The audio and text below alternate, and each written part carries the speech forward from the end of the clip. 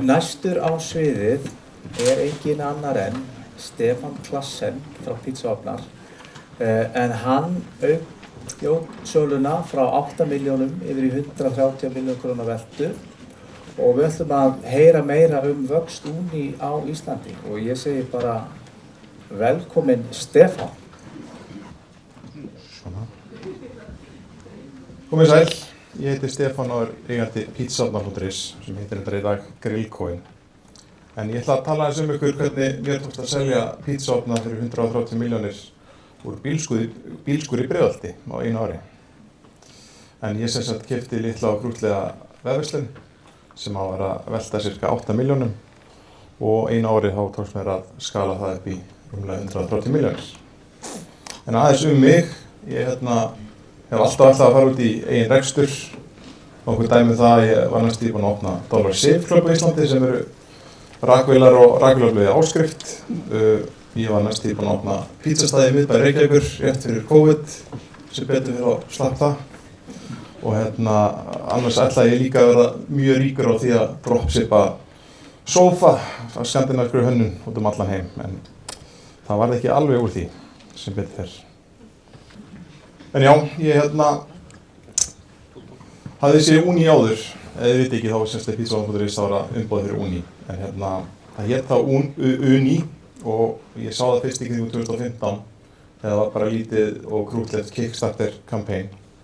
En svo seinna þá var verslun á Íslandi farin að selja þetta, lítillega verslun sem hét Uni.is og mér fannst þetta svo geggjað að ég var alltaf bara ég var að fá mér svona pizzaofn.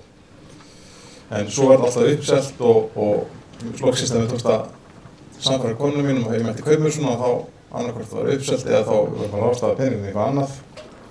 Og þetta gekk svona ábyggilega í ár. Og til ég sá einn daginn að verslunum var til sölu.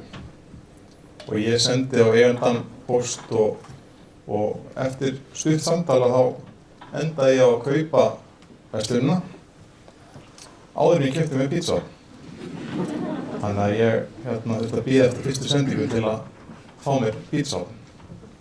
En ég hugsaði með mér bara lítið side business, get farið 1-2 fjölskyldufrí. En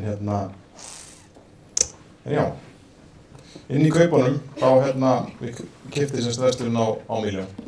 Og inn í kaupunum var mjög lítið sem engin lager, mjög basic Shopify síða og rekstur með 8 milljónir í veltu, semst 12 mánuði. En fyrsta sem ég gerði er að ég hendi heimasíðunni í ruslið, ekki því að hún er Shopify því að ég vildi gera hana aðeins betur. Ég fann þema sem ég leist vel á og gat púsla saman heimasíðunni. Ég semst menntaður margmiðlunar hönnur en ég kann ekki forrita. Ég hef svona ekki dútlað mig saman en hafði í rauninni líka reynslu af Shopify fyrir þetta. Svo á 32 ára afmælisdaginn, 30. júlí 2020, þá lonsaði ég í búðinni og hún var alls ekki tilbúin. Ég var ekki búinn að tengja hana við póststóð eða TFG eða Drop sem var eitthvað ekki til þá held ég. Og ég var að keyra út sendingar á höfuðborgarsvæðinu sjálfur og ég pantaði cirka árslager af því sem hann hafði selt áður og það var uppselt áður en hann lenti. Það var geggjað vandamál að bara panta, svo bara afgreiða þær. Og fyrsta sendingin, hún borgaði upp kostnaðinn á kaupunum og velti því yfir í meiri lager. Sjáðu bílskúrinn á foreldrum mínum lengst til vinstri. Þarna var fyrsta sendingin. Og það var bara eitt í stöðinni. Ég pantaði 2 sinnum meira, setti það í sölu, áður en það lenti, þá var það uppselt. Svona gekk þetta trekk í trekk, þangað til ég ákvað að panta gám. Og það var mjög stórt moment þegar fyrsti gámur lenti í maí 2021 fyrir utan húsforeldra minna í Breiðholti.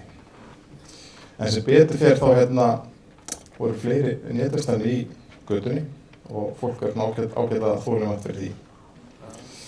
En þarna ég ennþá í fullri vinnu og svo sá ég að við nýta stofuna líka aðeins og þetta bara helmingurinn, hún var sko 3 sinnum meira pizzaofnum.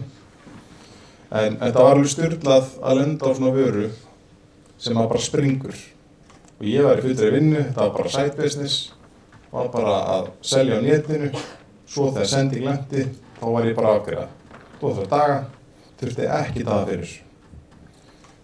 Ég var að sjá auglýsingar sjálfur, á það birtingar texta og adspendi hjá mér á þessum tíma var hlægilegt. Ég var að fá rúmlega 200 fyrir hverja krónu sem ég eyddi, sem bara alveg galið. Og þetta svona, að hitta á svona vörur ekkert gefið og líka það, svona það var þetta rétt fyrir COVID og í COVID þannig að það voru allir að gera pítsu heima, það ekki bara úti. En það sem skipti máli er að ég var líka með vettvang til að selja vörur. Shopify gaf mér vettvanginn til að skala svona hratt og svona mikið.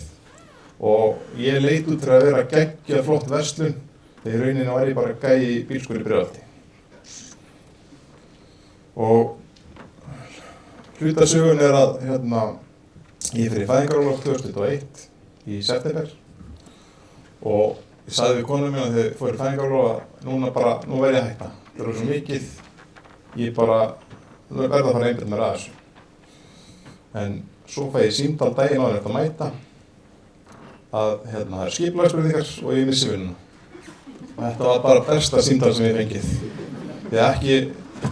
Ég fekk 4 mánuði á launum til að almennilega kickstarta rekstrinum. Þannig að fyrsta sem ég gerði var að ég fann mér húsnæði sem var tónakar í 6. Fyllti það pítsuofnum, setti smá búðafront og sem svona hrátt, en fólk gæti komið og skoðað vöruna. En á þessum tíma þá voru 2 aðalar sem áttu að selja pítsuofna í Íslandi. Ég og ein lítil netverslun í Hafnarfirði og ég var að gera hlutina rosalega vel og mér fannst mín ósanngjarnt að þeir fengu að njóta góðs af því. Þannig að ég sendi þeim tölvupóst, bara mér standi mig vel og ég ekki bara fá umboð í Íslandi. Og ég fekk svari nei. Þannig að ég sendi í næsta mánuði, tók saman sölutölur, hvað ég var að gera, auglýsingar og aftur fikk ég svari nei. En 12 tölvupóstum síðar og 12 mánuðum þá fekk ég loksins svarið að ég fekk umboðið á Íslandi sem var mjög stór áfengi. En segir ykkur líka að þó þið segir nei, ekki hætta. Því að síst varum að gera hlutina vel og þá er maður verðlaunaður í endan. En svo náði þetta hámarki þegar við 2023, þá fluttum við í Víkurkvarð 2 sem er 650 fermetra rými. Settum upp búðir og konan mín á þessum tíma komið líka með barnavöruverslun og það er ógeðslega dýrt að fara í stórt húsnæði, bara svo þið vitið. En það er mjög auðvelt að reikna sig í plús í Excel en að láta það ganga upp, það er bara allt annað. Þannig að svo kom lélegt grillsumar og við varum líka farin að flytja inn grill. Þannig að stuttu eftir að við fluttum þá tókum við bara strax ákvörðun, þetta er alltaf stórt, við erum bara að brenna peninga í leigu. Þannig að við gátum losa okkur leigusamning og fórum tímabundið á netið. Og það er bara ángríns besta ákvörðun sem við tókum á þessum tíma. Þetta hefði bara étið allt sem við varum búin að búa til. Þannig að við fórum í lítið lagarými sem við gátum komst inn í, fórum að netið alfarið og fundum svo 10 mánuðum seinna húsnæði þar sem við erum í dag með báðar verslanir sem er tónakar 10. Eins og við sjáum það þarf ekki mikið en við erum loksins komið með rými sem hentar okkur í dag og erum að vinna í að sprengja það. Er þetta ekki bara næsta fótaumutæki? Þetta er eitthvað sem ég heyrði bara mörg hundruð sinnum og líka bara fyrir mánuði, var bara sagt til mig. En pítsuofnar átti engin pítsuofn hérna fyrir 5-6 árum. Bara einhverju gæjar með dellu, en núna er þetta bara orðið flokkur. Uni bjó til flokkinn og er leiðandi. Það er flest allir hérna með föstudags- eða laugardagspítsu, en og fólk er ekki lengi að borga upp pítsuofn ef það er að kaupa pítsu úti. Hversu margir hérna inni er pítsuofn á heimilinu? Þeir sem eigi ekki pítsuofn, þá er 20% afsluti núna út daginn í dag. Og líka þið hinn vilja uppfæra fyrir stærri ofn eða við Uni var að kynna snúningsbúnað á ofnana, kemur eftir einhverja mánuði. En svona er staðan í dag á markaðnum. Fyrir 6 árum þá vorum við við og kannski Rockbox eina merkið. En markaðurinn allt mettur í dag og hvernig sker maður sig úr fjöldanum?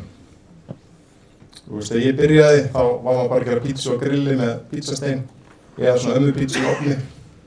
En núna þetta orðið mainstream, þetta orðið alvöru vara, þetta orðið bara liggur eins og airfryer á heiminum. En þetta semst, í dag eru 16 vörumerki allavega að selja pítsuofna og 40 mismunandi gerðir. En til að tengja þetta kannski við daginn í dag að ég vil meina að við hefum ekki náð þessum árangri svona hratt með því að eða verðum ekki notað Shopify. Og fyrir mér það fyrst og fremst sölutól. Þetta hjálpaði mér að koma vörun á framfæri, búa til trúveruleika og loka sölunni án þess að smíða allt frá grunni. Ég er viss það að ég hefði getað selt pítsuofna í einhverjum öðrum vefverslunarkerfum en það hefði verið margfalt erfiðara og dýrara. En það eitt sem ég myndi mæla með, það að eyða smá pening nokkrum aukaþúsköldum og velja gott þema. Margir vilja spara 10-20 skall og kaupa eitthvað ódýrt og sem endar því að þú eyðir margfalt meira í að láta laga það. Í stað þess að velja eitthvað sem að hentar þínu rekstri með eiginleikum og fítursum sem að þú þarft ekki að borga aukalega fyrir. Og sérstaklega svo að Einar talaði að í dag með góðum þemum og nýju eiginleikunum getur þannig búið til hvað sem inn í Shopify. Eins og afslættir, bundles og þannig líkt. Líka þegar maður einyrki í rekstri, eins og kannski einhverjir ykkar eru, að þá maður alltaf með marga hatta. Það eitthvað sem að ég hefði viljað gera öðruvísi gegnum tímann, sérstaklega því að þegar ég að fara gegnum þessa ferð og þá ekki þessar nýjungar komnar í Shopify. Ég vildi óska þess að ég eitt aðeins meiri pening, ég að fá hjálp við að gera ákveðna hluti. Því að þegar maður einn að vinna þá tíminn líka peningur, þannig að gera ekki eitthvað kostar líka helling pening. Ég með 60-70 hluti á to-do-lista sem ég ekki komist í, bara tengt heimasíðunni. Þannig að oft getur borgað sig að fá hjálp við að gera hluti. Og bara sem dæmi, bara setja flæði, svo líka Klaviyo eða flæðin inn í Shopify, algjör snilld. En svona lokum, þá við erum semst að selja reksturinn, grillkofan eða pizzaofnar.is. Við erum að reka 3 verslanir, þar af eina barnaverslun sem við ætlum að leggja áherslu á. Við erum að fækka versluninni í eina. Ég ætla að fara að hjálpa fólki að búa til verslunin á árangri Shopify. Þannig að ef þú hefur áhuga, endilega það samband. Annars bara takk fyrir mig.